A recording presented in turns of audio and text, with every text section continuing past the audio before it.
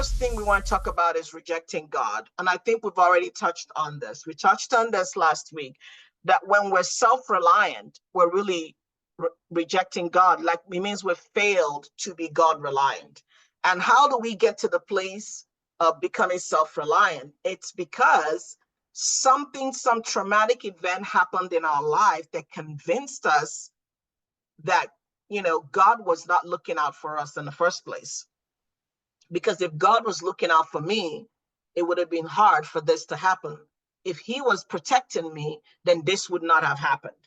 Okay? So that's one of the lies that we believe about God, that he is not really looking out for us. Because if he was, we wouldn't have gone through what it is that we went through. Another way that we reject God, which is directly related to the spirit of rejection, is when we idolize. You have, Lorraine? Yes. It happens sometimes, and sometimes it's subconscious. Okay, it's subconscious when everyone who was supposed to take care of you walked away, or just was never consistent, or they just promise things and never deliver. You get to a place where you feel like you always have to fend for yourself. But what that does in our relationship with God is that it brings us to a place where that even though we think we're just not trusting people to take care of us, subconsciously we also stop trusting God to take care of us. And that's when it's so hard to pray and rest in the Lord, right? So you pray and then you kind of question whether it's going to be done. So you pray, but then you still take care of it in your own strength, because you're wrestling with the ability to trust God and to rest in him. And sometimes we even get to a place of feeling condemned that we're not able to get to a place of trust. But sometimes it's because we need a healing that we're not aware of. There are some places we can only get to in God if we're healed. You see that? Because if you're not healed, then you would be trying in your own strength. Man, you would really feel like you condemn yourself. Like, why is it that I can't? This can affect your finances. Okay? Financial freedom and financial blessings begin to flow when you enter into a place of trust. But sometimes your soul wounds are the reason why you're not able to trust. So when you begin to heal those soul wounds, then it becomes easier to see the hand of God at work in your life. And when you see the hand of God at work consistently, then it becomes easier to trust God. But remember, you can't see when you've got bitterness and unforgiveness. That's what blocks vision. You can't see God when you have those things, And so we need to forgive, we need to release, and then deal with the spirits at work. So when you receive the prayers that I wrote for you, they're very similar, and not in the prayer, but in the structure of what you have in your journal already. If you already have your journal, you see that it's the same pattern, but it's just focused on the spirit of rejection. And so we want to get to the place where we release all those things. So the spirit of rejection begins to work in our lives when we reject God. From this point on, we can begin to experience rejection from others. And you're wondering, how is this possible? Because when you are rejected from others and you idolize the pain and spend your entire time trying to compensate for the rejection, your heart strays away from God. And then you're not able to receive the love of God. Because at that point, you're wanting the love and the affirmation of whatever or whoever it is that has rejected you. It has become elevated above the love and the affirmation that God is giving you, right? And that's why God is a gentleman. The Holy Spirit is a gentleman. He's not going to force himself on you. He's only going to invite you. Behold, I stand at the door and I knock.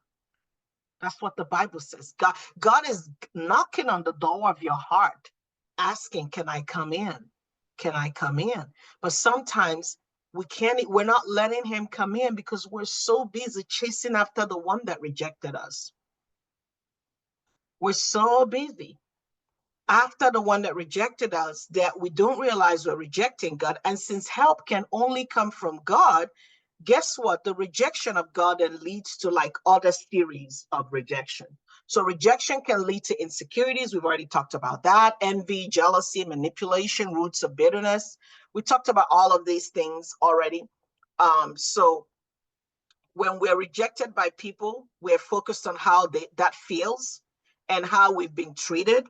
The injustice done to us consumes us, and we meditate on how painful it is to be hurt so deeply. Our immediate response is to fear being hurt again. I'm reading off of what is in front of you. And this fear causes us to build a wall around our hearts for protection. Unfortunately, this behavior can extend to our relationship with God.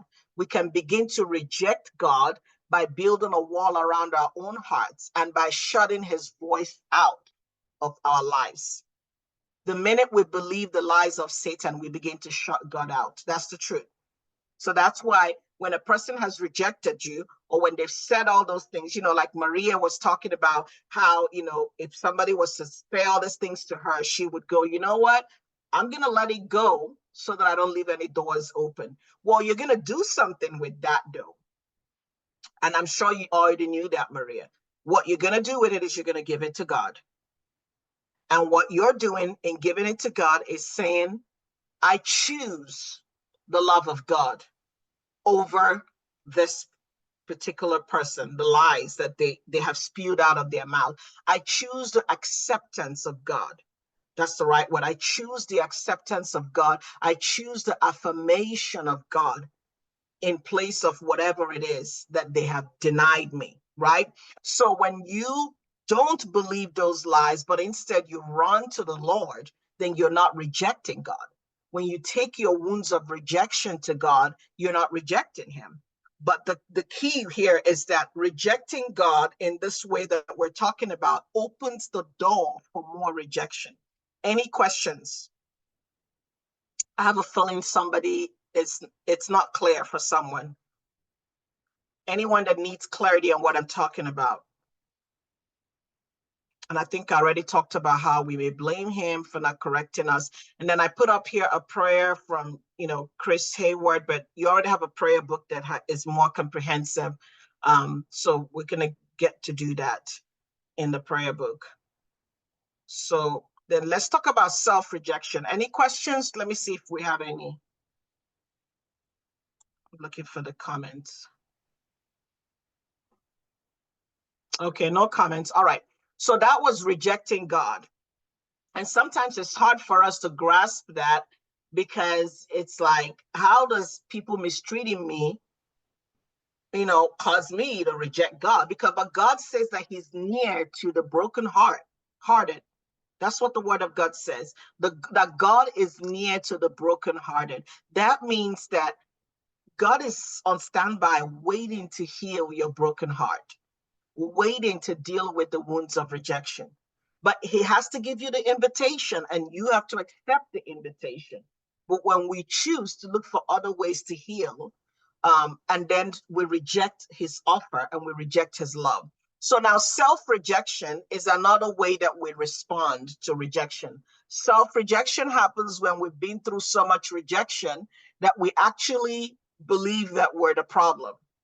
So we begin to reject our own self. So most of the time, self-loathing, I don't know if you've heard that word before, self-loathing, like not liking yourself, not liking how you look, or just self-hatred comes from a place of rejection. In other words, let's put it another way. It's like a woman whose maybe husband committed adultery.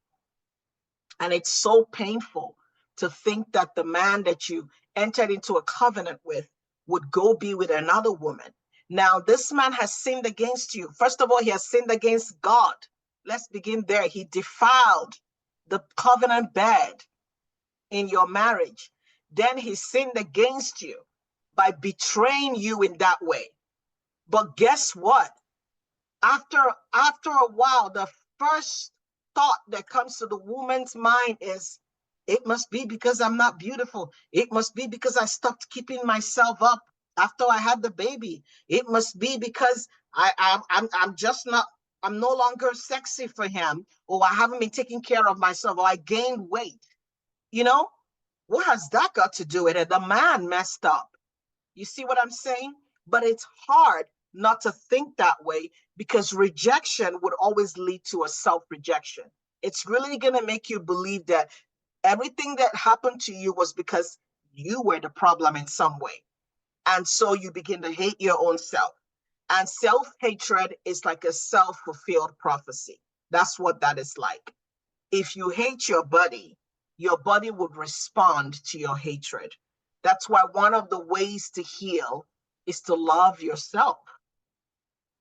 It actually takes a person who has a healthy love for themselves to take good care of themselves.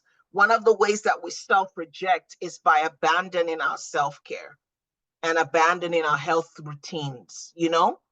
I mean, just because I gained a little weight and he did that to me, I might as well not even bother anymore. And then the food addiction kicks in. When it comes to food addiction, one of the things that my mentor would always say is, it's not about what you're eating, it's about what is eating you.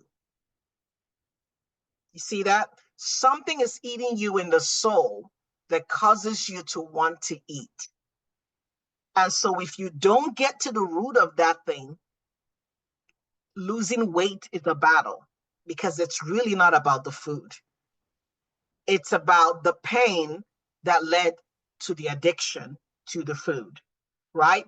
And that pain released a spirit of self-rejection that causes you to say, you know what, I don't care anymore. I mean, it just doesn't matter anymore, you know? And so that would happen. That's how self-rejection, anybody that has any examples of how self-rejection may have manifested, whether it is in your life or someone that you know. Let's make this interactive. Anyone? And right here in the front, it talks about shame, because shame is what makes you feel responsible for what you've been through. You know, you feel like you're responsible for what you've been through, even though you were the one who was mistreated. You know, and that shame can lead to just hiding. It can lead to isolation. So here are some examples of some cover-ups. Let me see if there was someone in the chat. Feeling unloved. Yeah, feeling unloved, definitely. And then the opposite is we try to cover ourselves up with something of our own making. So when confronted with shame, we must bring it to the Lord and allow him to deal with it. So how do we cover up shame? We cover up shame by denial. You downplay deny the truth, you know, or you turn to someone else for comfort from the pain of rejection. So you kind of replace the person to prove a point, you know, don't matter, I found somebody else. Misdirection, you focus everywhere but the truth. You change the subject when the spotlight is on you. That's another sign of shame. Or leading a double life, you know, character alteration. We talked about chameleon, being a chameleon, morphing into whatever character you think is accepted in a community just so you could fit in. Sometimes the root of that is shame. Isolation, of course, I think that's the classic one, is isolation. Avoiding confrontations, you know, you're critical, opinionated, loud.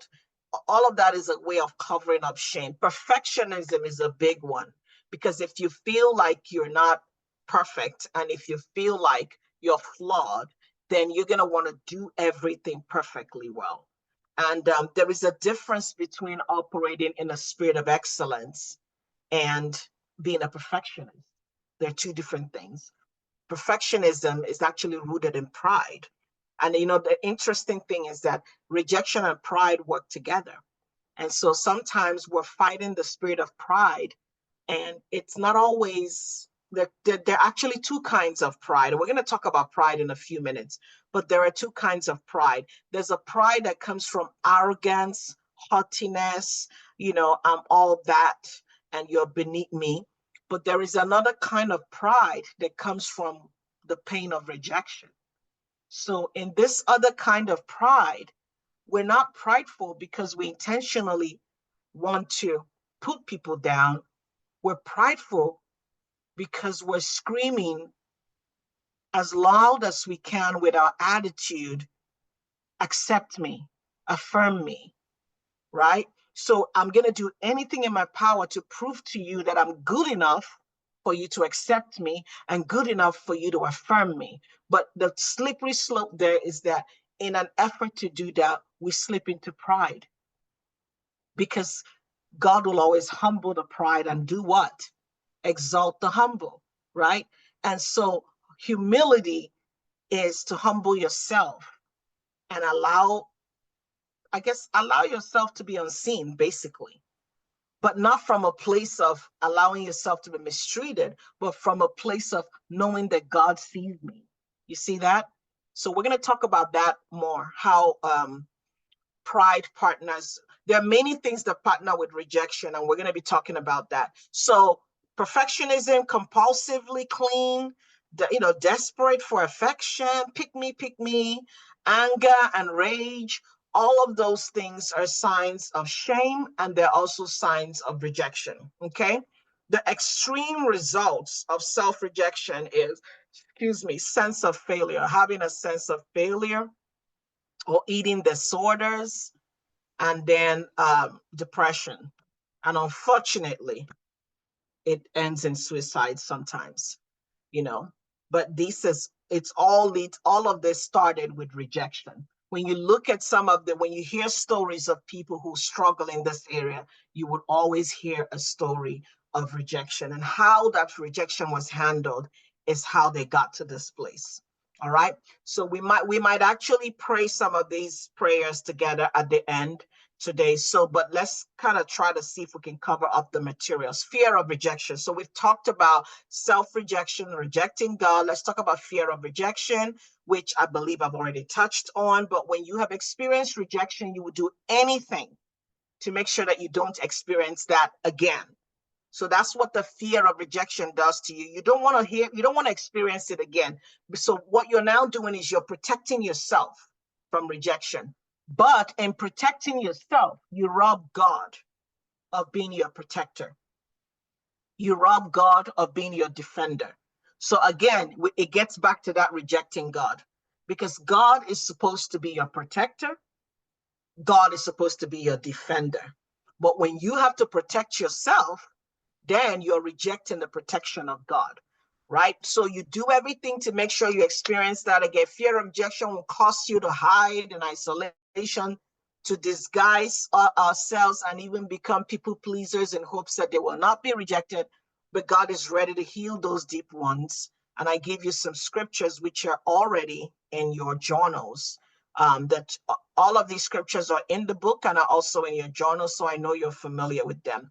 But this is how you heal from the fear of rejection. You allow the power of his love to usher in your breakthrough. You have to allow the Lord to be your protector and allow him to be your defender. And this is how you're going to do this. You're going to invite him into your heart and understand that, you know what? I don't have to protect myself from you. God is going to protect me. But sometimes the way God protects you is by giving you the wisdom on how to guard your heart, which is different from self-protection. So I want to stop there and ask, I want someone to tell me the difference between guarding your heart and self-protection.